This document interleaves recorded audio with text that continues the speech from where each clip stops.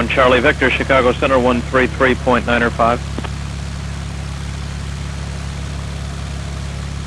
And 768's got a bad engine shake emergency. Vector me back over to Freeport, please. Aero 768, Rockford actually is a little bit closer for you if you'd like to come into Rockford, and we've got, of course, emergency equipment. Yeah, yes, we do. We're coming your way. We're working on it. Okay, 768, I can vector you to Freeport if you prefer that, either place. If you'd like to come into Rockford, the heading will be a 130 for Rockford. 130 for Rockford. Yeah, we're starting to smell oil. And Aero 768, if you prefer to stay away from the city, you could head back toward Freeport. That heading would be 220.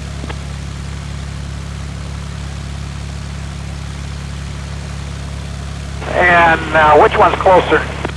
768. Actually, Rockford's closer, and actually there's a little airport called Cottonwood at your 12 o'clock on your present heading. Looks like you're already southeast bound, which is great. That Cottonwood Airport is about 12 o'clock and about 8 miles at the north-south grass strip. Roger, we're thinking about Cottonwood. Okay, I've got an emergency, so I need somebody down here to help me. Down there. I'm plowing it. We're maintaining power at this point. We're going to try and make it in and come in on 25 there at Rockford. Okay, 768, you think you can make 25 at Rockford? Now, we've lost oil pressure, and so we're watching temperatures and see what happens there. Hang on. Okay, 768. Actually, Cottonwood is going to be almost right on your way inbound to the Rockford Airport. So I'm going to take you right over Cottonwood, and then you can make an assessment if you want to land there or go into Rockford. Your choice. The Cottonwood Airport right now is at 12 o'clock and 5 miles. Yeah, we're looking at Cottonwood. We're seeing.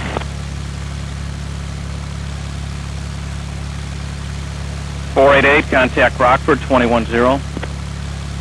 488, Rockford, 210.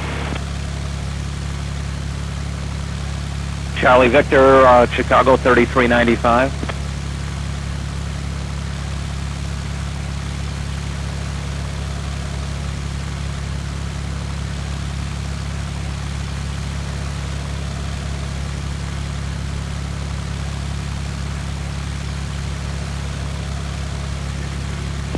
Seven Uniform Delta, Rockford 210. 10, Jansen Uniform Delta.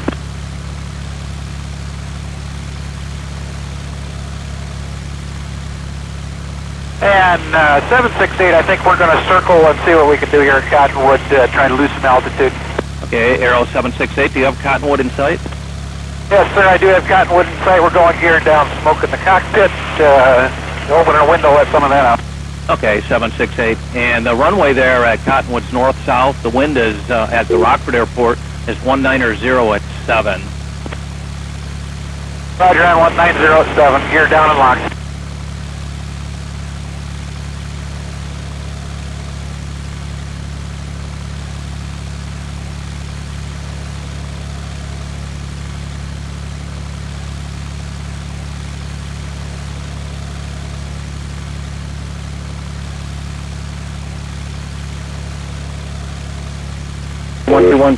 I put Lifeline on 26. Departure 121.0. Lifeline 1, you got traffic about a mile west of you, landing at the Cottonwood Airport. Has an emergency 2,200. And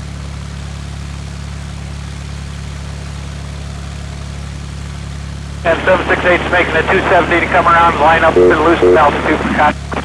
Aero 768, all right. Thank you, sir. And I see an ultralight there. We're switching over to advisory. We'll try and get to you on the ground with a cell phone. You can keep an eye on us if you want. All right, 768. We'll await your call.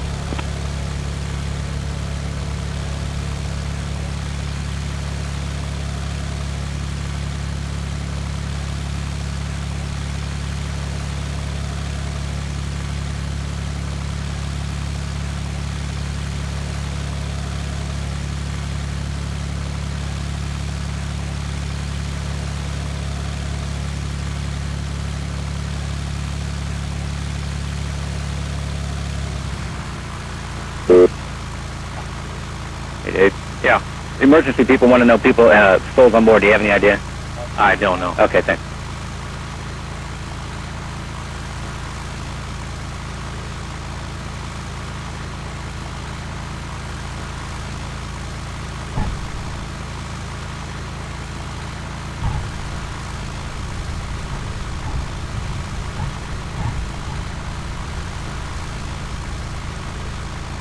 And 488 Rockford 121.0. And Rockford, approach if you can hear me. Arrow 768, we're on the ground safe. Arrow 768, thank you. You're on the ground safe at Cottonwood. Thank you. Thanks for your help. We'll do some work to see if we can get off the runway here. We got a couple ultralights moving around. We'll see. And 768, are you going to need any assistance there at Cottonwood? I can call and get you some assistance if you need it. Yeah, we're going to need to get towed off the runway here. We're 0 power just after we landed. Proper turn. Okay, Arrow 768. Okay, I'm just happy to hear that you're down safely. Thank you, sir.